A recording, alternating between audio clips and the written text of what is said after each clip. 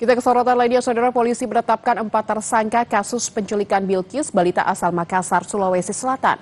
Sebelumnya Bilkis menjadi korban penculikan dan perdagangan anak lintas daerah dengan modus adopsi via media sosial.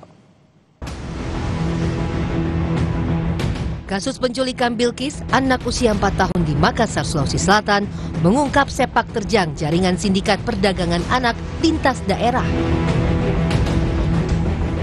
Polisi menangkap 4 tersangka, yaitu 3 perempuan, SY asal Makassar, NH asal Sukoharjo, MA asal Merangin, dan seorang pria inisial AS asal Merangin. Bilkis ternyata dijual dengan modus adopsi via media sosial. Setelah diculik di Makassar, Bilkis dijual kepada tersangka asal Sukoharjo dengan harga 3 juta rupiah. Bilkis lalu dibawa ke Jambi dan dijual kepada tersangka MA dan AS seharga 15 juta rupiah. Setelah itu, Bilkis dijual kembali ke kelompok lain seharga 80 juta rupiah. Para tersangka ternyata sudah berulang kali memperdagangkan anak via media sosial. Keduanya mengaku telah memperjualkan 9 bayi dan 1 anak melalui TikTok dan WA. Tentu saja apa yang kita laksanakan pengungkapan ini, kami akan terus mengembangkan dan berkoordinasi dengan Barreskrim. Polisi mengungkap, dalam aksinya, pelaku sengaja mendekatkan anak kandungnya kepada Bilkis, agar Bilkis tidak merasa curiga saat hendak diculik. Sejauh ini diketahui, tindak pidana perdagangan orang ini adalah untuk kepentingan adopsi.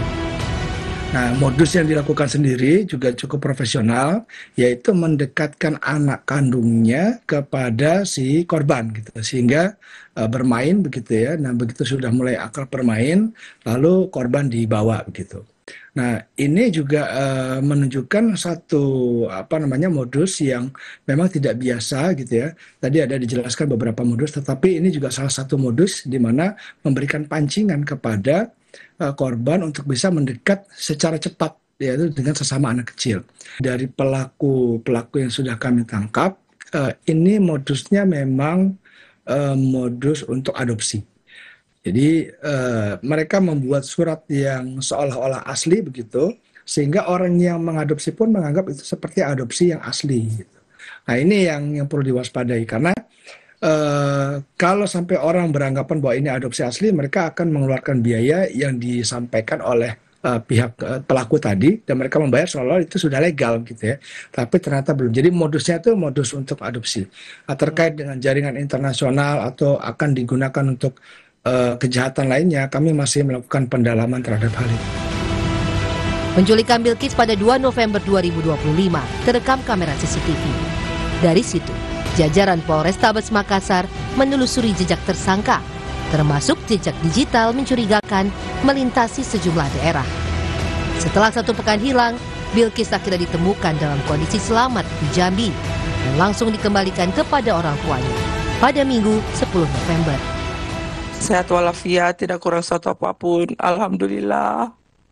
Haru Pak, haru. Saya pikir bermacam-macam pikiran, kenapa anakku ini, kenapa ada apakah fisik apa atau gangguan bagaimana, pasti ada ya pikiran begitu di setiap orang tua.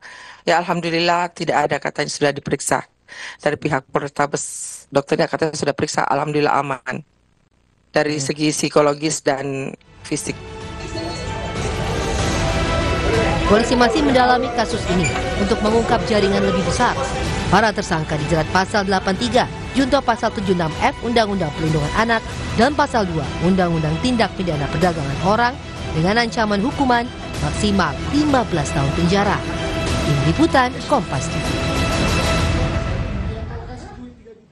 Informasi selengkapnya akan disampaikan jurnalis Kompas TV Wafik Aziza dan juru kamera Arif Tirtana dari Makassar, Sulawesi Selatan. Selamat siang Wafik. Para pelaku merupakan jaringan yang terorganisir. Dan apakah ada kemungkinan para pelaku terlibat dalam jaringan TPPO internasional? Iya, selamat siang Imran dan juga sejarah. Dari hasil rilis Polda Sulawesi Selatan pada hari Senin 10 November kemarin, dari kasus penculikan anak ini di Makassar ternyata bukan tindakan tunggal, melainkan melibatkan perdagangan anak lintas provinsi. Kasus ini bermula saat seorang anak dilaporkan hilang di Taman Pakui Sayang di Jalan Petarade Kota Makassar. Kemudian pihak kepolisian dari Polrestabes Makassar melakukan penyelidikan mendalam dan juga ditemukan korban sempat muncul di CCTV yang ada di Jalan Pelita Kota Makassar, di mana pelaku SY ini sebelumnya membawa korban dari lokasi pertama menuju kamar kosannya, kemudian pelaku kemudian menawarkan korban di akun Facebook grup adopsi anak.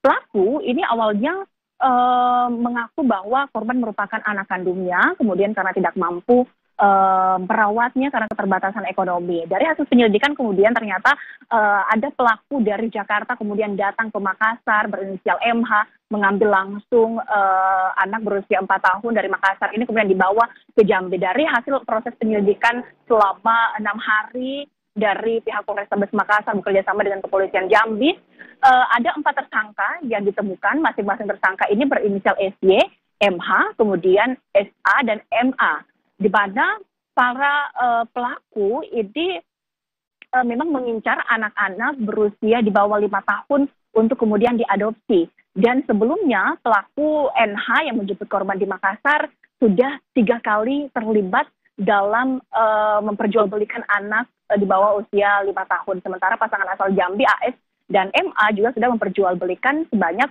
9 bayi dan 1 anak melalui media sosial. Dari keempat pelaku kemudian muncul pertanyaan besar adalah apakah para pelaku penculikan anak di Kota Makassar ini terlibat dengan jaringan perdagangan orang internasional. Ini kemudian yang akan dikembangkan oleh pihak Polrestabes Makassar, karena memang melihat dari polanya para pelaku menawarkan anak untuk diadopsi melalui media sosial, kemudian dipindahkan dari beberapa daerah kemudian sampai ke Jambi. Ini pihak kepolisian akan melakukan penyelidikan yang mendalam terkait masalah ini, di mana keempat tersangka juga akan dijerat dengan pasal tentang perlindungan anak dan juga pasal tentang pemberantasan tindak perdagangan orang. Keempat tersangka terancam hukuman 15 tahun penjara. Dari Polrestabes Makassar kemudian juga mengimbau kepada masyarakat agar lebih waspada dan juga memperhatikan segala aktivitas anak-anak di lingkungan masyarakat. Imran. Kasus penculikan ini berarti begitu terorganisir dan sungguh harus diwaspadai begitu. Lalu apa ya upaya yang dilakukan oleh pemerintah Provinsi Sulawesi Selatan agar kasus penculikan serupa tidak terulang kembali? Iya. Dari pemerintah Provinsi Sulawesi Selatan dan juga pemerintah Kota Makassar tentunya setelah ini akan memperketat transportasi lintas daerah untuk memperhatikan bagaimana mobilitas anak-anak dari setiap daerah. Kemudian juga pemerintah Kota Makassar akan memperketat pengawasan anak-anak di ruang publik, khususnya petugas-petugas keamanan juga diimbau untuk lebih peka dan juga memperhatikan bagaimana aktivitas anak-anak di lingkungan. Sementara itu, dari kasus penculikan anak usia 4 tahun di Kota Makassar ini, dari pemerintah Kota Makassar juga sudah memberikan pendampingan psikologis kepada korban dan juga keluarga korban, di mana pendampingan psikologis ini diberikan langsung oleh Dinas Pemberdayaan dan juga Perlindungan Anak di Kota Makassar. Tentunya ini pemerintah Provinsi Sulawesi Selatan dan juga pemerintah Kota Makassar akan terus memberikan edukasi kepada masyarakat agar tetap waspada dan memperhatikan segala aktivitas anak-anak. Imran. Baik. Area pengawasan di publik akan diperketat untuk mencegah kejadian serupa terulang kembali. Terima kasih atas laporan Anda, jurnalis Kompas TV Wafik Azizah dan juru kamera Aris Tirtana yang melaporkan dari Makassar, Sulawesi Selatan.